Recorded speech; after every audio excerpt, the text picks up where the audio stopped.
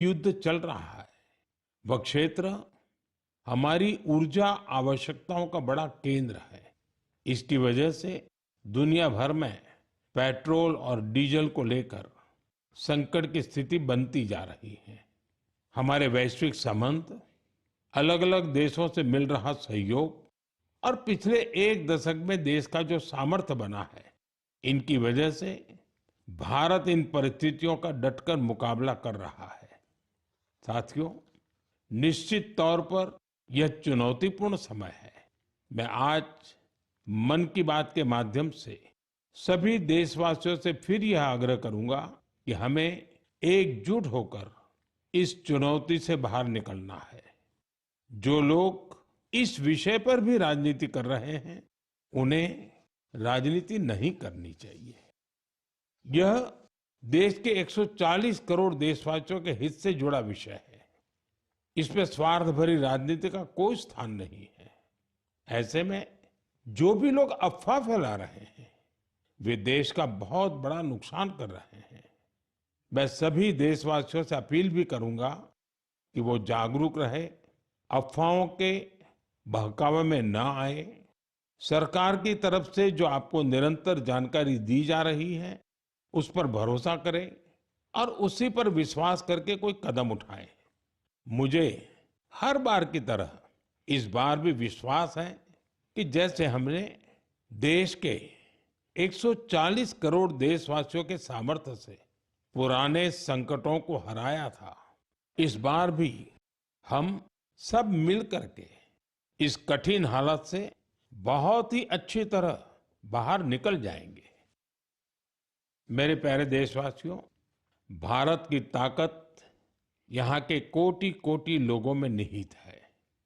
आज मन की बात में एक ऐसे प्रयास के बारे में बताना चाहता हूं जो देशवासियों की जन भागीदारी की भावना को दर्शाता है। ये प्रयास है ज्ञान भारतम सर्वे, जिसका संबंध हमारी महान संस्कृति और समृद्ध विरासत से है। इसका उद्देश्य देश भर में मौजूद मैन्युस्क्रिप्ट्स यानी पांडुलिपियों के बारे में जानकारी जमा करना है। इस सर्वे से जुड़ने का एक माध्यम ज्ञान भारतम ऐप है। आपके पास अगर कोई मैन्युस्क्रिप्ट है, पांडुलिपि है या उसके बारे में जानकारी है, तो उसकी फोटो ज्ञान भारतम ऐप पर जरूर साझा करें। हर एंट्री से जुड़ी जानकारी को दर्ज करने से पहले उसकी पुष्टि भी की जा रही है। मुझे इस बात की खुशी है कि अब तक हजारों मैन्युस्क्रिप्ट्स, पांडुलिपि लोगों ने शेयर की हैं। उदाहरण के तौर पर अरुणाचल प्रदेश के नामसाई के चा नंती सिंह लोआंग जी ने ताई लिपि में पांडुलिपियां साझा की हैं। अमृतसर के भाई अमित सिंह राणा ने गुरुमुखी लिपि में पांडुलिपि शेयर की है।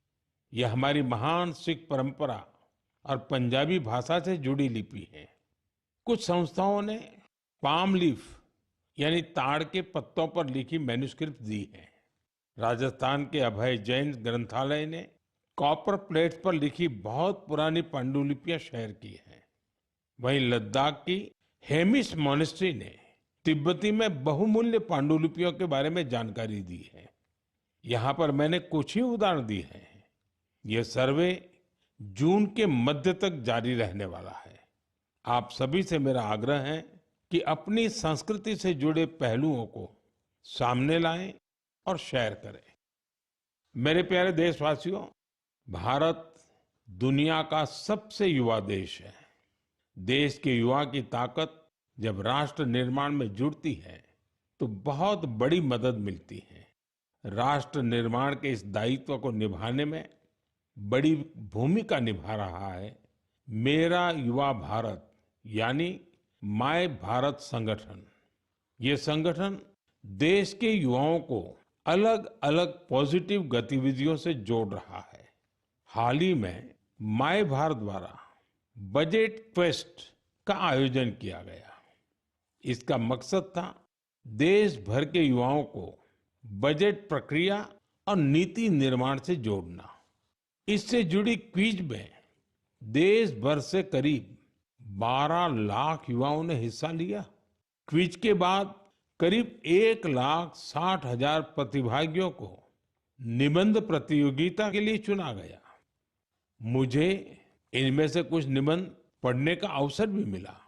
इनसे पता चलता है कि मेरे युवा साथी देश के विकास में अपना योगदान देने के लिए कितना तत्पर है।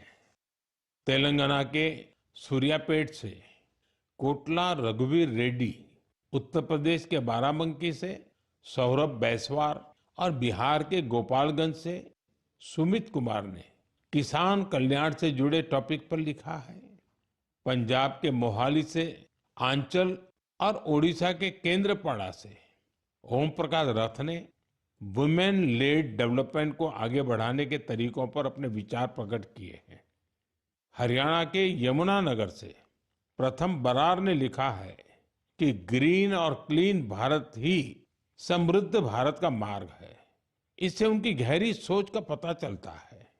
दिल्ली के शंख गुप्ता का सुझाव है कि ग्रामीण क्षेत्रों में खेल प्रतिभाओं की पहचान के लिए और अधिक प्रयास होने चाहिए।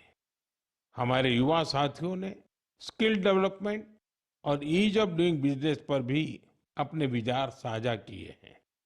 मैं उन सभी युवाओं की सराहना करता हूं जो अपने आइडियाज शेयर कर रहे हैं। ये विचार देश को आगे ले जाने में बहुत अहम है। मेरे प्यारे देशवासियों, देश भर के क्रिकेट फैंस के लिए यह महीना जोश और उत्साह से भर देने वाला रहा है। जब भारत ने T20 वर्ल्ड कप में ऐतिहासिक जीत दर्ज की तो देश में हर तरफ खुशी की लहर दौड़ गई। अपनी टीम की शानदार सफलता पर हम सभी को बहुत गर्व है। पिछले महीने के आखिर में कर्नाटका के हुबली में एक बहुत ही रोचक मुकाबला देखने को मिला। इस मुकाबले को जीतकर जम्मू कश्मीर की क्रिकेट टीम ने रणजी ट्रॉफी को अपने नाम कर लिया। सबसे खुशी की बात है कि करीब 7 दशकों के लंबे इंतजार के बाद इस टीम ने अपना पहला रणजी खिताब हासिल किया। यह अभूतपूर्व सफलता खिलाड़ियों के कई वर्षों के निरंतर प्रयासों का परिणाम है। टीम के कप्तान पारस डोगरा ने अद्भुत कौशल दिखाया।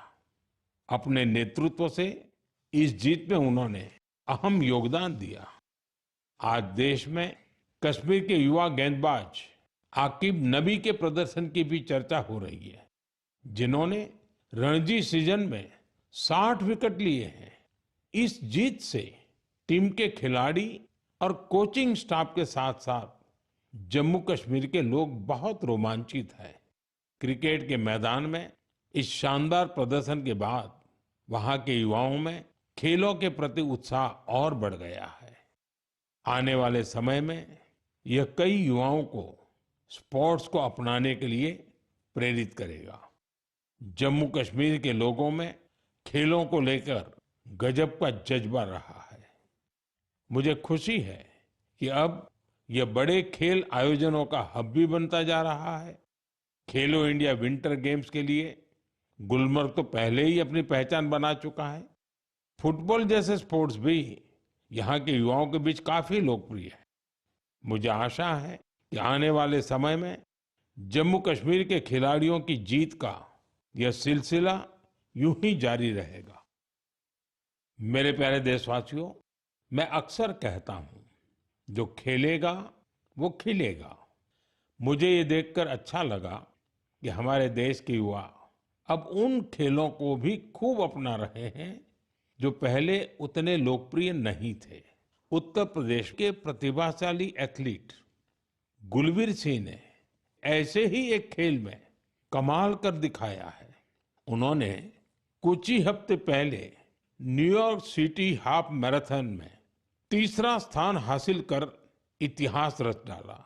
वे 1 घंटे से कम समय में हाफ मैराथन पूरा करने वाले पहले भारतीय एथलीट बने। स्क्वॉश खिलाड़ी बेटी अनाहत सिंह ने स्क्वॉश ऑन फायर ओपन का बड़ा अंतर्राष्ट्रीय खिताब अपने नाम किया। सिर्फ 17 साल की उम्र में उन्होंने ये सफलता हासिल की। इसके साथ ही वे पीएसए वर्ल्ड रैंकिंग में टॉप 20 में जगह बनाने वाली सबसे कम उम्र की एशियाई महिला खिलाड़ी बन गई है। मुझे अस्मिता एथलेटिक्स लीग की जानकारी भी मिली है। इसमें 8 मार्च को महिला दिवस के अवसर पर कई स्पोर्टिंग इवेंट्स का शानदार आयोजन किया गया। लीग में करीब 2 लाख बेटियों ने भागीदारी की। ये देखकर अच्छा लगता है कि भारत की नारी शक्ति देश में हो रहे इस स्पोर्टिंग ट्रांसफॉर्मेशन में अहम भूमिका निभा रही है। साथियों, मेरा हमेशा से यह आग्रह रहा है कि आप सभी अपनी फिटनेस पर जरूर ध्यान दें। अंतर्राष्ट्रीय योग दिवस में अब 100 दिनों से भी कम समय बचा है। पूरी दुनिया में योग के प्रति आकर्षण भी लगातार बढ़ रहा है। अफ्रीका के जिबूती में अलमिस जी अपने अरविंद योग सेंटर के जरिए योग को बढ़ावा दे रहे हैं। वे यहाँ की कई और जगहों पर भी लोगों को योग सिखाते हैं। आप में से कई लोगों ने इंस्टाग्राम कंटेंट क्रिएटर युवराज दुआ की पोस्ट पर मेरे से रिप्लाई को लेकर कमेंट्स किए हैं। उन्होंने मुझसे आग्रह किया था कि मैं उनके पिता से कहूं कि वे शुगर इंटेक कम करें। मुझे खुशी है कि मेरे अनुरोध का उनके पिता पर सकारात्मक प्रभाव पड़ा है। मैं आप सभी से आग्रह करूंगा कि आप भी शुगर इंटेक को कम करें और जैसा मैंने पहले भी कहा है, हमें खाने के तेल में 10% की कटौती भी करनी है। इन छोटे छोटे प्रयासों से आप मोटापे और लाइफस्टाइल से जुड़ी बीमारियों से दूर रहेंगे। मेरे प्यारे देशवासियों, एक पुरानी कहावत है, करत करत अभ्यास के जड़ मत होत सुजान। यानी जब हम निरंतर अभ्यास करते हैं तो उतनी ही ज्यादा बुद्धिमत्ता हासिल करते जाते हैं। लोग भी सबसे बेहतर तब सीखते हैं जब उनकी सक्रिय भागीदारी होती है। मुझे बेंगलुरु में शिक्षा से जुड़े एक यूनिक प्रयास के बारे में जानकारी मिली है। यहाँ एक टीम प्रयोग इंस्टीट्यूट ऑफ एजुकेशन रिसर्च चला रही है। इस टीम का रिसर्च प्रोजेक्ट पर विशेष फोकस है। यह टीम स्कूल लेवल पर साइंस एजुकेशन को लोकप्रिय बनाने में जुटी है। उन्होंने अन्वेषण नाम का एक प्रयोग किया है। इसके जरिए 9वीं से 12वीं क्लास तक के स्टूडेंट्स को केमिस्ट्री, अर्थ साइंसेस और वेलनेस जैसे क्षेत्रों में इनोवेशन करने का मौका मिलता है। इससे स्टूडेंट्स को रिसर्च का बहुत अच्छा अनुभव हासिल होता है। साथ ही अपने प्रोजेक्ट्स को पब्लिश करने का प्लेटफॉर्म भी मिलता है। साथियों, परीक्षा पे चर्चा के दौरान कुछ स्टूडेंट्स ने मुझे बताया था कि वे साइंस पढ़ना तो चाहते हैं, लेकिन उन्हें इससे डर भी लगता है। इस दिशा में प्रयोग की टीम का प्रयास बहुत ही सराहनीय है। यह पहल स्टूडेंट्स को साइंस के साथ जुड़ने और प्रैक्टिकली कुछ करके दिखाने का मौका देती है। जब हम किसी चीज को खुद करके देखते हैं तो जिज्ञासा और रुचि पैदा होती है। कौन जानता है कि मेरे युवा साथियों में ही कोई आने वाले समय का बेहतरीन साइंटिस्ट हो। साथियों, शिक्षा के माध्यम से अतीत को संरक्षित करने और भविष्य को तैयार करने का एक प्रयास नागा समुदाय भी कर रहा है। इस समुदाय के लोग अपनी आदिवासी परंपराओं का बहुत सम्मान करते हैं।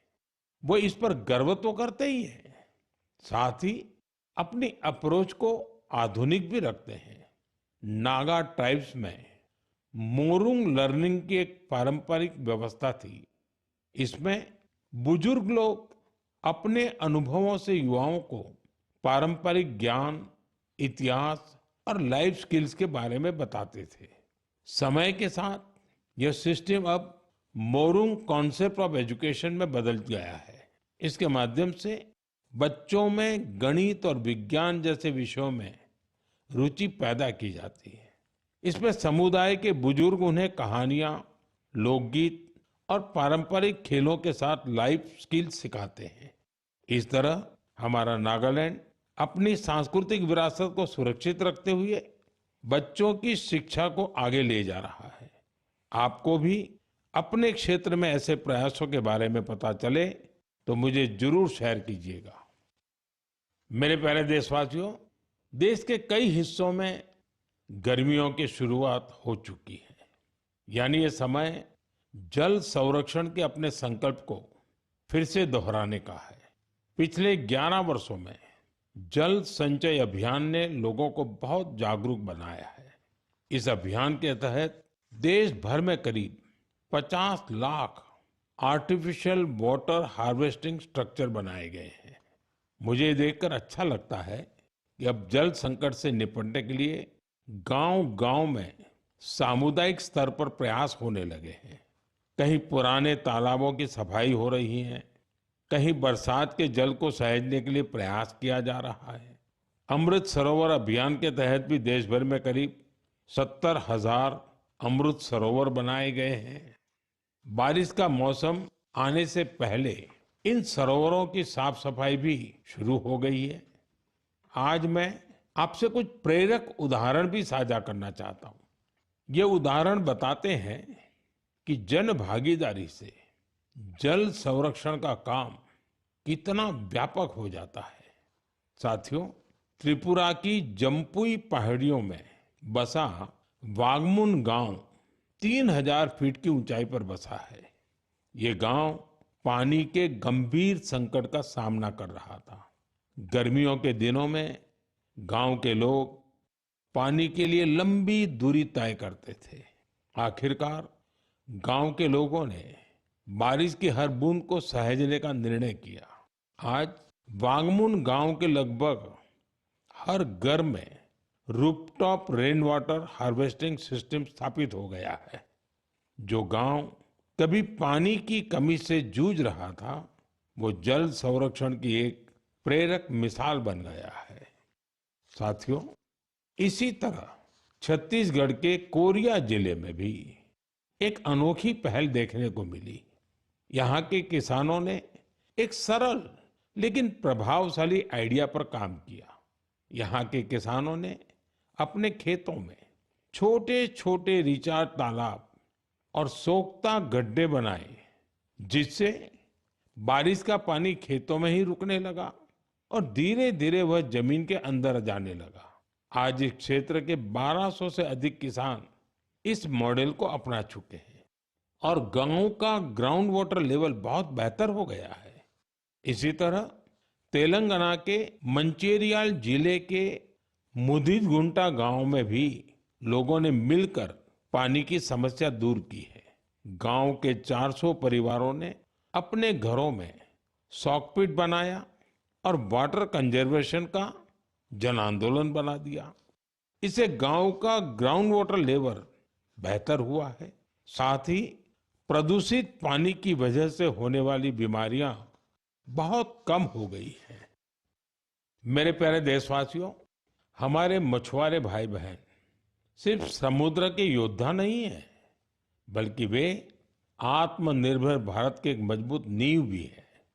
वे सुबह होने से पहले समंदर की लहरों से जूझते हुए अपने परिवार के साथ साथ देश की अर्थव्यवस्था को मजबूती देने में जुट जाते हैं।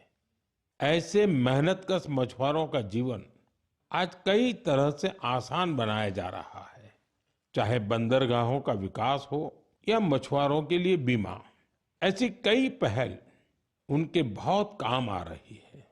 हम जानते हैं कि समंदर में उनकी गतिविधियों को मौसम का रुख बहुत प्रभावित करता है।